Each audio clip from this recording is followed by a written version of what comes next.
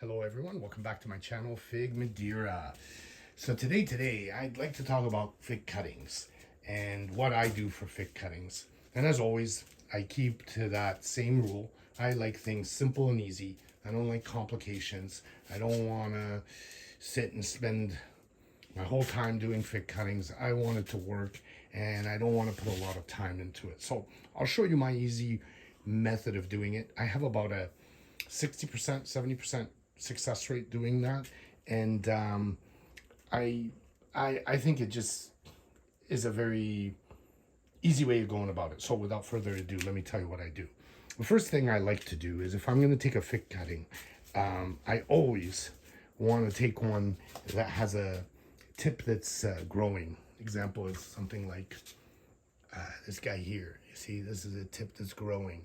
Another example is a tip like this right here. I have a guaranteed success rate with that.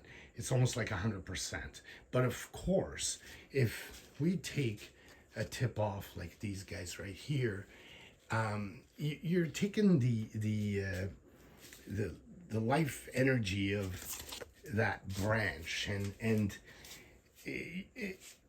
it's a vital part of it. I mean, all the energy is in that piece there. So the next option, of course, is to take a dry cutting like that guy right there. So what I'm about to show you works for either one. I will tell you that if you want almost a 90% to 100% success rate, get a tip that's already green.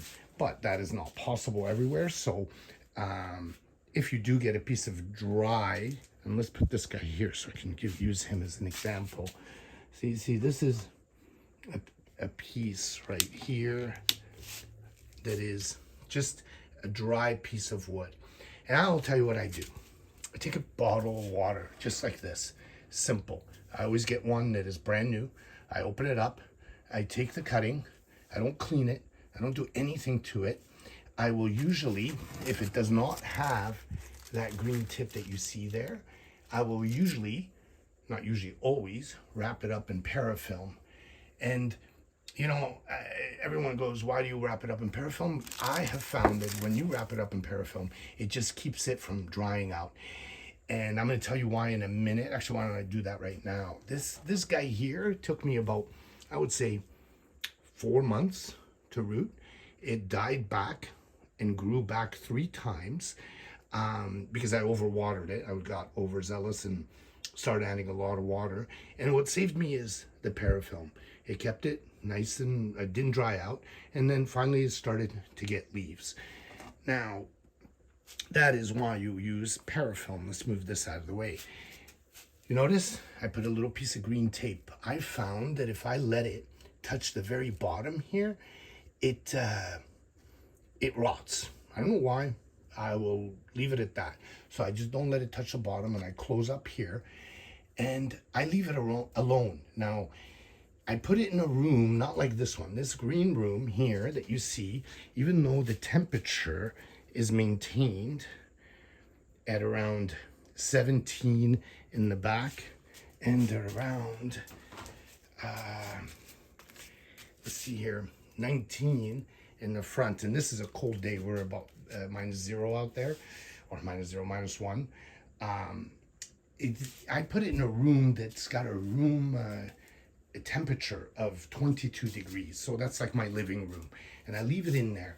And I wait and I wait and I wait until I see little white dots. I want to see if I can come closer here. You see there's bubbles on this. These are not the white dots I want. These are air bubbles. In a little while, they're going to turn into little white dots. And they're what the roots are going to come out of.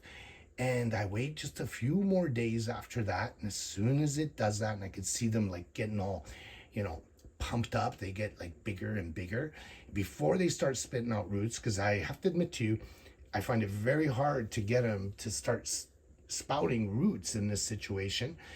And I just don't bother anymore. I run after it turns and gets those white dots, and I bring dry Miracle-Gro potting soil like this, and I put the cutting in the pot and I fill it up. Now the pot I will use will be a small one. And this is a pure example right here. Again, let's bring this guy out. Here's a little baby pot like this. And I fill it up, dry soil, all the way to the top. And then I saturate it with water.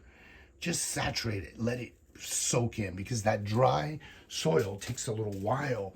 But what it happens is this stuff here, once it's all soaked, and I do this for like a whole day, make sure that all the soil is soaked.